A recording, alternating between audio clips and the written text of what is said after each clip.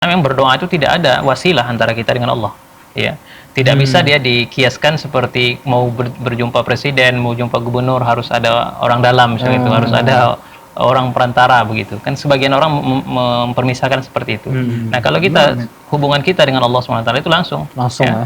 Fada'u astajib lakum, ud'u astajib lakum, kata Allah SWT. Berdoalah kepadaku, maka aku akan langsung.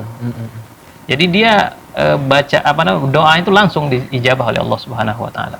Tidak perlu ada perantara, harus orang soleh. Ini berbeda ya, apalagi yang sudah meninggal. Berbeda kalau kita minta didoakan. Nah, minta kalau didoakan itu boleh.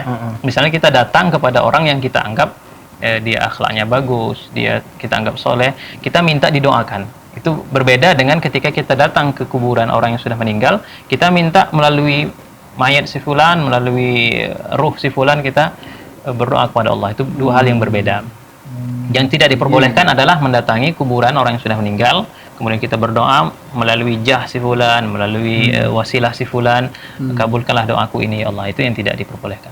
Tapi kalau kita datangi orang soleh, kita minta doa kepada dia, Pak Ustadz, doakanlah saya begini dan begitu, maka tidak mengapa itu.